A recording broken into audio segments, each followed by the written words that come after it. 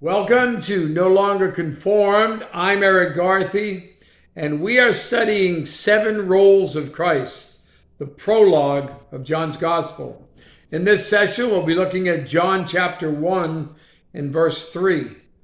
Jesus is the Creator. This planet, everything on it, and everything else in the universe had a beginning and a designer. Who is that creator? Jesus. Just first, consider the facts. Jesus is eternal God. Verses 1 and 2. In the beginning was the Word, and the Word was with God, and the Word was God. He was in the beginning with God. John opened up his gospel and his introduction to Jesus with the words, "In the beginning." This takes Jesus all the way back to the creation of the world. John is suggesting that Jesus existed eternally with the Father. Jesus is God's agent. Verse 3, all things were made through him, and without him, nothing was made that was made. What's interesting about this fact is that it is a statement, not an argument. The Bible does not defend the process of creation. It simply declares it. Christianity has always believed in what is called creation out of nothing, or ex nihilo. Only God creates something from nothing. He made his own planet out of nothing. All things were made through him. God is the source of all creation, but Jesus is the divine power that brought it into existence or into being. Everything owes its existence to Jesus. Everything you see, the stars, the planets, the sun, the galaxies, the trees, the mountains, the rivers, the oceans, the flowers, the animals, the people, all were created by God through Jesus. The verbs were and was in this verse are in the perfect tense, which refers to a completed act. Creation is finished. Without him, nothing was made that was made. John wants no misunderstanding. Not one thing has its existence that Jesus did not make. Jesus is the creator. And John is not the only one to acknowledge that fact. Paul testified to the same thing, to the same truth.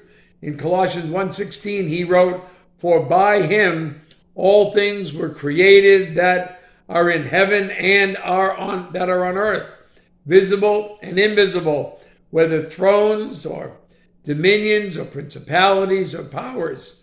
All things were created through him and for him." The writer of Hebrews in Hebrews 1:2, the author of Hebrews made this claim: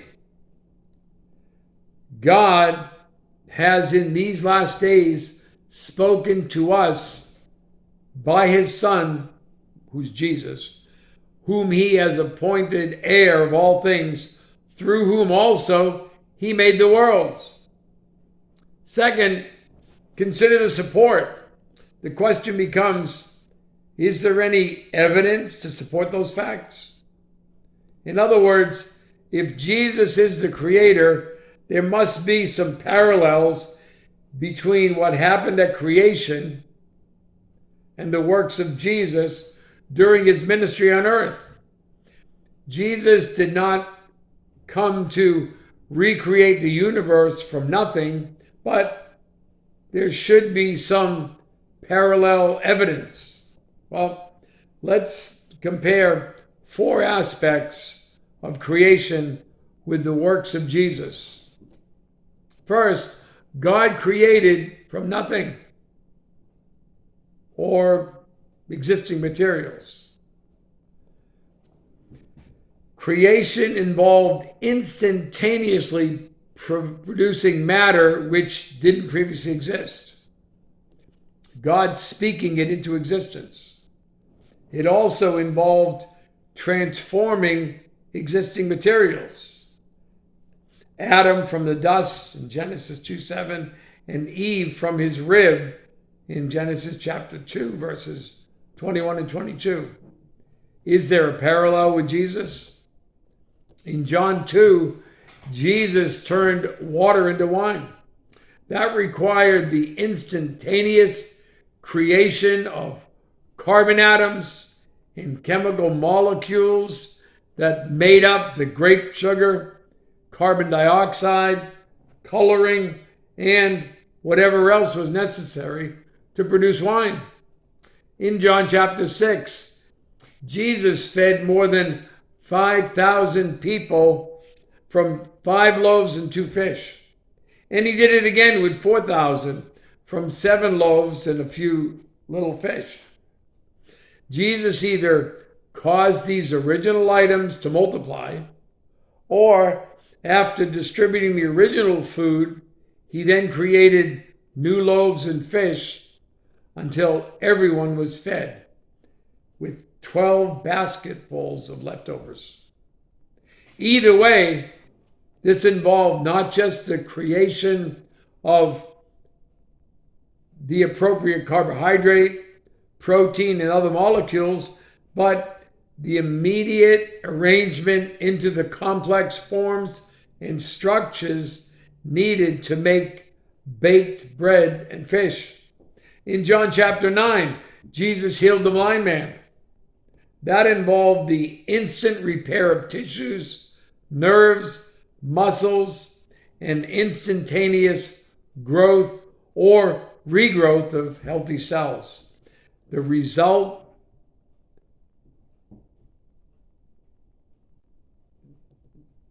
the result was the creation of healthy eyes to replace the non-functioning eyes. God gave life.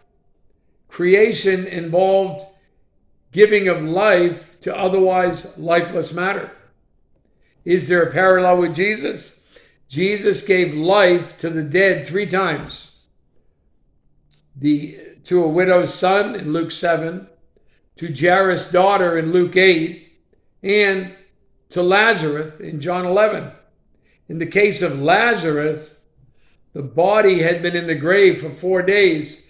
The process of decomposition already begun. Matter in the process of becoming dust once again became a living human being. God spoke and it happened. Creation involved God speaking and it happened. Is there a parallel with Jesus? In all of Jesus' miracles, he willed the event to happen, and it did. For example, in John chapter 4, verse 46, down to verse 53. So Jesus came again to Cana of Galilee, where he had made the water wine, and there was a certain nobleman whose son was sick at Capernaum. When he heard that Jesus had come out of Judea into Galilee, he went to him, implored him to come down and heal his son, for he was at the point of death. Then Jesus said to him, "Unless you people see signs and wonders, you will by no means believe." The nobleman said to him, "Sir, come down before my child dies." Jesus said to him, "Go your way, your son lives." So the man believed the word that Jesus spoke to him, and he went his way. And as he was now going down, his servants met him and told him, saying, "Your son lives." And then he inquired of them the hour when he got better. And they said to him, "Yesterday at the 7th hour, the fever left him." So the father knew that it was at the same hour in which Jesus said to him, "Your son lives." And he himself believed, and his whole household. Capernaum was about 17 miles from Cana, which means Jesus willed that sick boy to recover from many miles away. God received glory from his miracles. Creation involves God receiving glory. Psalm 19 verse 1 reads, "The heavens declare the glory of God, and the firmament shows his handiwork." Is there a parallel with Jesus? After Jesus turned water to wine, John wrote, "This beginning of signs Jesus did in Cana of Galilee and manifested his glory, and his disciples believed in him."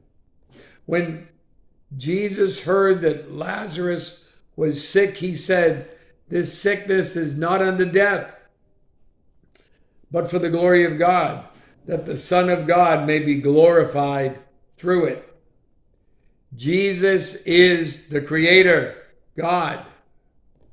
Scripture affirms that during his earthly life and ministry, he did the very things we would expect the Creator God to do. So, what are the implications of Jesus is the Creator? Well, let me suggest a few. Jesus has a claim on all things. This world is not yours, it's God's. It's all his dirt. Everything in existence belongs to him. What right do you have to lay claim to anything in your possession, since Jesus is the Creator? Jesus is incomprehensible. Think about this. Consider the breadth and depth of this universe. National Geographic describes the expanse of the universe this way. Imagine that the thickness of a sheet of paper represents the distance from Earth to the sun, 93 million miles. Using this scale, one sheet equals 93 million miles. Just using that scale, the distance to the nearest star is a 71-foot high stack of paper. The diameter of our own galaxy is a 310-mile stack of paper, while the edge of the known universe is not reached until that pile of paper is 31 million miles high. God, through Jesus, created all that. How can we think of ourselves as so important? And how can we be so prideful when the vastness of the universe is so beyond our intellectual capacity? Jesus holds us together. Jesus was not only the universe maker, but he holds you together. He is big enough to be aware of all your circumstances, all your problems, all your worries, and all your situations. Have you ever heard of laminin? It's a protein molecule in the human body. Wikipedia describes laminin this way. Laminins are a family of proteins that are an integral part of the structural scaffolding of basement membranes in almost every animal tissue. Laminins are what hold us together, literally. They are cell adhesion molecules. They are what hold one cell of our bodies to the next cell. Without them, we would literally fall apart. They are the rebar of the human body, the glue that holds us together. Paul wrote in Colossians chapter 1, verse 16, 17, all things were created through him and for him. And he is before all things, and in him all things consist. So the question becomes, how can we worry about our struggles, our frustrations, our setbacks, and even life itself when we know that Jesus holds us together. You have a great day.